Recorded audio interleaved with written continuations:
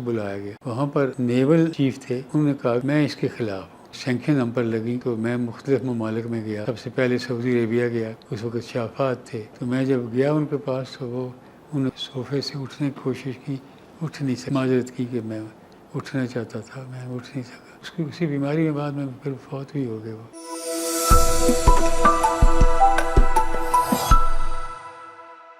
مئی 1998 میں پہلے بھارت اور پھر پاکستان نے نیوکلیئر ٹیسٹ کر کے دنیا کے ان ممالک کی فہرست میں شامل ہو گئے تھے جو ایٹمی صلاحیت رکھتے تھے. اسی حوالے سے اس وقت پاکستانی حکومت کے اہم رکن جناب سابق سینیٹر راجہ ظفر الحق صاحب ہمارے ساتھ موجود ہیں. آئیے آج اس حوالے سے ان سے بات کرتے ہیں. بہت شکریہ سر, وی نیوز کو آپ نے وقت دیا.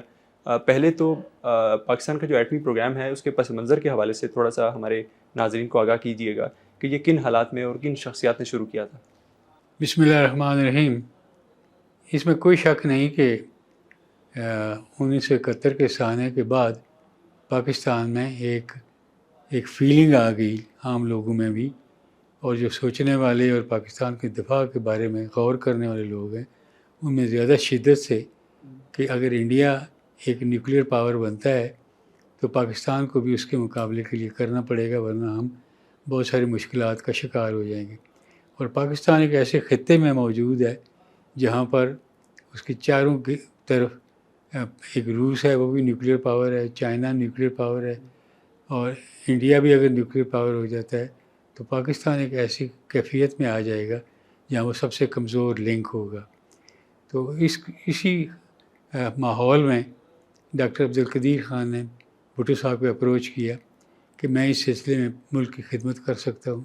بھٹو صاحب نے ان کی بیک گراؤنڈ پوچھی, ان کی تعلیم کے بارے میں پوچھا, اور پھر ان سے اتفاق کیا کہ کہا کہ گو ایڈ ود دی پروگرام. اور انہوں نے چند لوگوں کو کہا کہ آپ ان کی ہر لحاظ سے مدد کریں اور کوئی دقت ان کے سامنے نہیں آنی چاہیے. لہذا سب سے پہلے جو کمیٹی تھی انہوں نے تلاش کرنی شروع کی کہ کس جگہ پر یہ پروگرام ہو سکتا ہے تو وہ سیف ہو, سیکیور ہو اور ایزیلی ایکسیسیبل بھی ہو.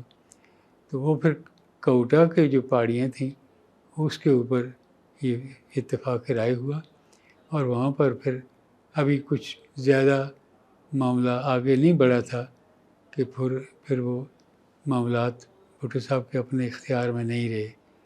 تو پھر ضیاء الحق صاحب آئے تو پھر ان کی ملاقات بھی ڈاکٹر عبدالقدیر خان مرحوم سے ہوئی, اور انہوں نے ان کو کہا کہ آپ جو یہ کام کرنے کے لیے آئے ہیں ہم اس کو اپریشیٹ کرتے ہیں, یہ ساری قوم کا مسئلہ ہے اور ہم بھی آپ کو مکمل حمایت کریں گے, آپ کی مدد کریں گے. تو وہ پھر جو کوٹا میں ایک جگہ تلاش کی گئی تھی, آج بھی وہی جگہ ہے, اور پھر وہاں پر یہ کام شروع کیا گیا. اور یہ انڈر گراؤنڈ ہوتا ہے اس لیے پھر وہاں بڑی تیاری کرنی پڑتی ہے. تو پھر مجھے ایک دفعہ اس بات کا اتفاق ہوا کہ میں وہاں جا کر خود اپنی آنکھوں سے دیکھ سکوں.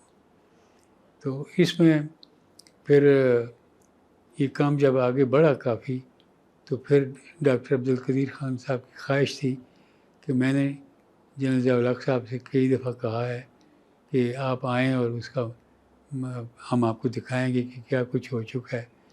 تو انہوں نے کہا کہ نہیں آپ ٹھہر جائیں. تو ڈاکٹر عبدالقدیر خان صاحب نے مجھے کہا کہ آپ ان کو کہیں کہ وہاں کوٹا پلانٹ کا وزٹ کریں. میں نے جب جنرل صاحب سے بات کی تو انہوں نے کہا کہ ڈاکٹر صاحب کو کہیں کہ صبر سے کام لیں, ہر سال ہم امریکہ سے ایڈ لیتے ہیں اور وہ اس ایڈ کی ایک شرط یہ ہے کہ آپ نیوکلیئر پروگرام آگے نہیں بڑھا رہے. تو اس لیے اس بات کو اگر ہم چھیڑیں گے اور یہ یہاں سے ہی لوگ ان کو اطلاع کر دیں گے کہ یہ معاملہ آگے بڑھا رہے ہیں تو ہمارے لیے مشکلات پیدا ہوں گی. اس پر پھر کچھ دیر خاموشی رہی. لیکن 84 میں چائنا نے کول ٹیسٹ کیا اور پھر انہوں نے کہا کہ اس کی جو آپ کی نیوکلیئر پروگرام ہے ویپن کا وہ بہت اعلیٰ اور بڑا فول پروف ہے اور آپ اس کو جاری رکھیں. تو وہ پھر اس وقت بھی اس کو ظاہر نہیں کیا گیا, لیکن ایک انڈین آیا صحافی کلدیپ نیر, وہ اس نے پھر کسی ذریعے سے رسائی حاصل کی ڈاکٹر قدیر خان سے، تو وہ پھر وہاں جا کر ان کو شاید بتایا گیا کہ نہیں بتایا گیا کہ یہ انڈین جرنلسٹ ہے، تو ایک مقامی صحافی تھے ان کے ذریعے سے وہ وہاں پہنچا تھا۔ تو جب ان سے پوچھا گیا کہ آپ یہ کر چکے ہیں کام، تو انہوں نے کہا بالکل ہم کر چکے ہیں۔ تو یہ پھر بہت بڑی خبر بنی، اور یہ جو خطرہ تھا کہ اگر انڈیا نے کیا تھا تو اس پر رسمی طور پر امریکہ ایک سینکشن کا ایک سلسلہ شروع کر دیا تھا، کیونکہ اس وقت انڈیا اور چائنا کے تعلقات بھی آپس میں بہت خراب تھے۔ تو لہٰذا اگر پاکستان کا یہ معاملہ اس کا اظہار ہوتا ہے تو افغانستان کے اندر بھی روس کے خلاف جنگ جاری تھی، اور باقی دنیا ساری، چین بھی تھا، جاپان بھی تھا، سینٹرل ایشیا کی ریاستیں تو خاموشی سے دیکھ رہی تھی، اور بعد میں انہوں نے پھر اپنے آزادیوں کے اعلان بھی کیے۔ لیکن جو امریکہ تھا وہ برطانیہ تھا، مسز تھیچر تھی اس وقت پرائم منسٹر، جی مارگریٹ تھیچر تھیں، اور وہ پھر ان سب نے پھر اس پروگرام کی بھی حمایت کی خاموشی سے، اور پھر افغانستان کے بارے میں جو پاکستان کا ایک سٹینڈ تھا اس کی بھی سپورٹ کی۔ تو اس لیے یہ کام آگے بڑھتے بڑھتے، یعنی آپ یہ کہہ رہے ہیں کہ جو افغان جہاد تھا اس کی وجہ سے اس وقت پھر امریکہ اور برطانیہ جو تھے وہ مجبور تھے کہ وہ پاکستان کو اس طریقے سے سینکشنز نہیں لگا سکتے تھے۔ مجھے برطانیہ کا نہیں پتہ کہ وہ بھی مجبور تھا کہ نہیں، لیکن امریکہ سافٹ تھا، اور وہ پھر ایک آنکھ بند کر کے پھر اس کو دیکھتا رہا۔ تھوڑا سا اس حوالے سے ہمیں بتائیں گے کہ پہلے فرانس نے ایک دفعہ غالباً پاکستان کو یہ آفر بھی کی تھی، یورینیم انریچمنٹ پلانٹ جو ہے وہ آفر کیے تھے کہ ہم یہاں پہ لگائیں گے۔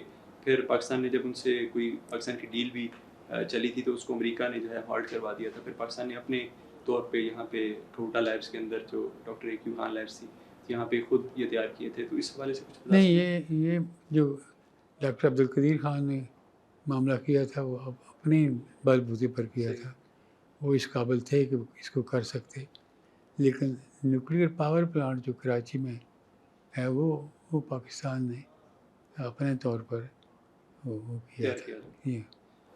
یہ تو آپ نے بتا دیا کہ چائنا نے کولڈ ٹیسٹ بھی کیا تھا اور پھر پاکستان کو بتایا بھی تھا کہ یہ تجربہ کامیاب رہا ہے۔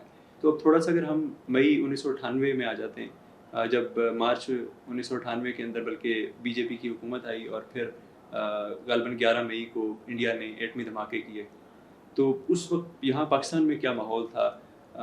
آپ ظاہری بات ہے کابینہ کا بھی حصہ تھے۔ یہاں تشویش بڑھ گئی کہ اگر پڑوسی ملک جو ہمارے وجود کو تسلیم نہیں کرتا وہ اگر نیوکلیئر پاور بن جاتا ہے اور ہم بالکل کنونشنل ویپن سے اس کا مقابلہ کرنا پھر مشکل ہو جاتا ہے۔ لوگوں میں جذبہ تو ہے لیکن ہاتھ میں بھی کچھ ہونا چاہیے، تو لہٰذا پھر اس معاملے کو آگے بڑھایا گیا اور ایک کمیٹی مقرر کی گئی جس کے سربراہ غلام اسحاق خان تھے، اور صاحبزادہ یعقوب صاحب اس وقت یہاں آگے ہوئے تھے، اور ایز فارم منسٹر وہ بھی اس کمیٹی کے ممبر تھے، اور اس کی جو کوریج ہے وہ پھر میں بطور انفارمیشن منسٹر وہ کرتا رہا، اور جو جنرل نقوی تھے وہ سیکیورٹی کے وہاں کے انچارج تھے۔ تو اس لحاظ سے یہ سلسلہ جو ہے تیزی سے آگے بڑھا اور پھر پاکستان نے یہ مقصد حاصل کر لیا۔ یہ ختمی فیصلہ کب ہوا کہ اب جواب میں ہمیں بھی ایٹمی دھماکے کرنے ہیں؟ یہ تو ابتدا میں ہی ہو گیا تھا نا، جب بھٹو صاحب کی حکومت تھی اور انہوں نے ڈاکٹر قدیر صاحب کی بریفنگ کے بعد یہ فیصلہ کیا کہ کرنا ہے، تو فیصلہ تو اسی وقت ہو گیا۔ ٹھیک ہے جی، تو تھوڑا سا ان میٹنگز کے حوالے سے آپ بتائیں گے جو 28 مئی سے پہلے مختلف کنسنسس بلڈ کرنے کے لیے گورنمنٹ نے کی ہوں گی، جس میں پرائم منسٹر بھی تھے اور باقی لوگ بھی تھے، ان میں کیا کس طرح کی ڈسکشنز ہوئی ہے کچھ؟ اصل میں یہ فیصلہ بنیادی طور پر تو میاں نواز شریف صاحب جو اس وقت پرائم منسٹر تھے ان کا تھا، اور وہ سینٹرل ایشیا کی ریاستوں کے دورے پر تھے جب انہیں بتایا گیا کہ انڈیا نے ایک اور دھماکہ کر دیا ہے، اور اس کے لیے انہیں پوکھران میں جا کر انڈین پرائم منسٹر نے تلوار لڑائی یا پاکستان کشمیر کی بات کر کے دکھائے، تو اس سے بھی کافی اشتعال پھیلا یہاں. لیکن میاں صاحب واپس آئے تو انہوں نے کابینہ کا اجلاس بلایا اور وہاں پر یہ معاملہ سامنے رکھا. تو ابتدا میں بعض لوگوں نے کہا کہ اس پر غور کر لیں، سوچ لیں کیا کرنا ہے کیا نہیں کرنا. لیکن میاں صاحب چونکہ بالکل پختہ ارادہ کیے ہوئے تھے کہ کرنا ہے، تو اس وجہ سے وہ ان کے آگے کوئی کسی کی اور کی بحث نہیں چل سکی. تو اس ایک لحاظ سے میں یہ سمجھتا ہوں کہ یہ ایک اللہ تعالیٰ کی طرف سے ان کو یہ نصیب ہوئی عزت کہ وہ اگر اس وقت نہ کرتے بعد میں ممکن نہیں تھا.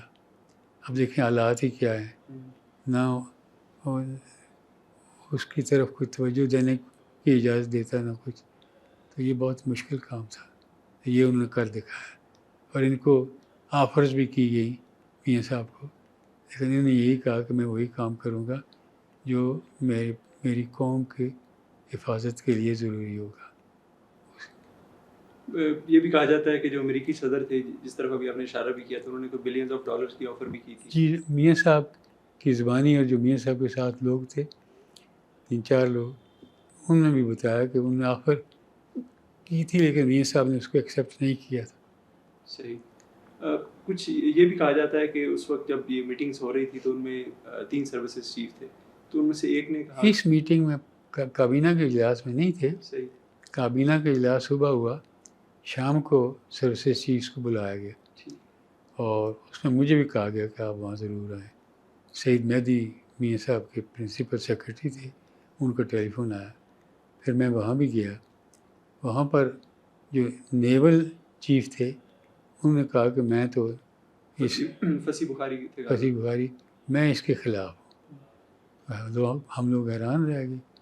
پھر میاں صاحب نے مجھ سے پوچھا، میں نے کہا کہ میں ان سے ایک سوال کرتا ہوں کہ ایک طرف نیوکلیئر پاور ہو انڈیا اور دوسری طرف نان نیوکلیئر پاور ہو، تو پھر آرمی کے مورال کے اوپر کیا اثر پڑے گا. تو پھر انہوں نے ماسٹر بخاری صاحب کے باقی نے کہا کہ جی اٹس اے پولیٹیکل ڈیسیژن، جو میاں صاحب کہیں گے ہم وہ کریں گے. اور میاں صاحب نے پھر کہا کہ اگر انڈیا نے 5 کیے ہیں تو آپ 6 کریں. اچھا. تو یہ پھر وہاں طے ہو گیا. اس کے بعد پھر اس کی تیاری پہلے سے تھی. وہ پھر 28 مئی کو یہ دھماکہ ہو گیا.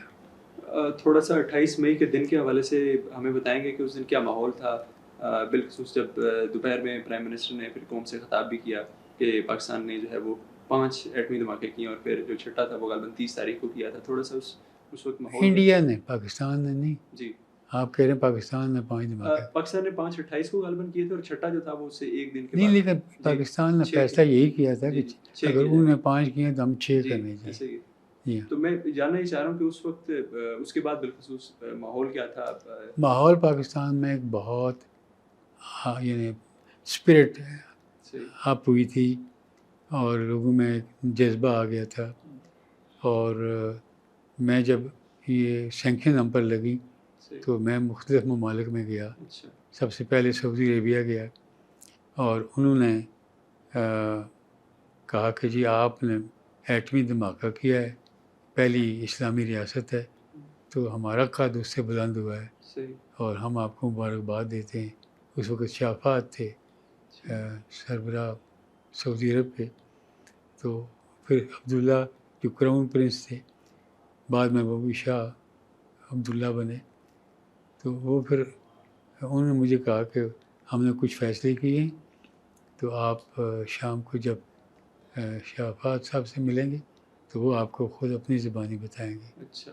تو میں نے کہا میں نے سنا ہے کہ وہ بیمار ہیں تو ان کو تکلیف نہ دی جائے. ان کا نہیں، وہ انتظار کر رہے. اچھا. تو میں جب گیا ان کے پاس تو وہ انہوں نے کرسی سے صوفے سے اٹھنے کی کوشش کی، اٹھ نہیں سکے.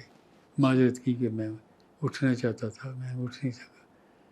تو اس کی اسی بیماری کے بعد میں پھر فوت بھی ہو گئے وہ. تو انہوں نے کہا ہم نے فیصلہ یہ کیا ہے کہ آپ کا سب سے زیادہ جو فارن ایکسچینج کا خرچ ہے وہ پٹرول کا ہے. ہم آپ کو $3 بلین کا فری پٹرول آفر کریں گے. اچھا. انہوں نے کیا. پھر ان کا دوسرا خرچہ آپ کا پام آئل کا ہے جو کوکنگ کے لیے کام آتا ہے. تو ہم ملائیشیا سے کہہ رہے ہیں کہ وہ 500 ملین ڈالرز کے کریڈٹ لائن ہے اور وہاں آپ پاکستان کو پہنچاتے رہیں اور جب وہ ختم ہو جائے تو آپ اور پہنچائیں اور پاکستان کے جو ریزروز ہیں وہ اگر فل ہو جائیں تو پھر کسی اور ملک کے ساتھ آپ ڈیل کریں. تیسری بات یہ کہ انہوں نے یہ بھی کہا کہ پاکستان کے کافی تعداد میں لوگ یہاں ملازم ہیں، مزدوری کرتے ہیں، مختلف شعبوں میں بھی ہیں، تو ان کی تعداد ہم اضافہ کریں گے جتنا بھی ہم سے ہو سکا. تو ان کا رویہ جو تھا وہ بہت ہی ہمدردانہ اور اوپن ہارٹ اور اوپن ہینڈس سے انہوں نے یہ سارا فیصلہ کیا. اس کے بعد میں UAE گیا، میں وہاں سے پھر میں ایران گیا. تو وہاں پر جو پریزیڈنٹ تھے محمد خاتمی صاحب تھے، وہ پہلے ایران کے کلچر اور انفارمیشن منسٹر تھے اور اس حیثیت سے میری دعوت پر انہوں نے یہاں دورہ بھی کیا تھا. تو انہوں نے کہا کہ آپ سینکشن سے نہ گھبرائیں، ایران تو بنا ہی سینکشنز کی وجہ سے ہے. ہم نے اپنے پاؤں پر کھڑا ہونا سیکھ لیا ہے اور ہماری سرحدیں آپ سے ملتی ہیں اور جو ممالک آپ کی مخالفت کر رہے ہیں وہ بھی ہم سے تیل وغیرہ لیتے ہیں، تجارت کرتے ہیں. تو خواہ اس کو ظاہر کریں یا نہ کریں، تو ہم کوئی بھی دنیا کی کوئی چیز ہو تو ہمارے بارڈرز کامن ہیں، ہم آپ کو پرووائڈ کریں گے. بڑی کھلی آفر کی انہوں نے، بڑی طبیعت خوش ہوئی. بہرحال پھر ایک اچھا ماحول بن گیا. یعنی آپ یہ کہہ رہے ہیں کہ جو دوست ممالک تھے انہوں نے پاکستان کو بھرپور تعاون کا یقین دلایا. بالکل. ٹھیک ہے. آخری سوال ہے میرا، وہ یہ کہ اگر آپ اس کا کریڈٹ دینا چاہیں تو کون سی 3-4 شخصیات ہیں جن کا آپ نام لینا چاہیں گے اس پروگرام کے اندر جن کا سب سے اہم کردار تھا ایٹمی پروگرام؟ میرا اپنا خیال یہ ہے جی کہ بیسیکلی یہ ڈیسیژن اور اس پریشر کو برداشت کرنا وغیرہ یہ سارا میاں نواز شریف صاحب کو کریڈٹ جاتا ہے. بہت شکریہ سر وی نیوز کو وقت دینے کے لیے. ناظرین پھر کسی اہم شخصیت کے ساتھ کسی اہم موضوع پر انٹرویو لے کر حاضر ہوں گے، تب تک کے لیے اجازت دیجیے. خدا حافظ.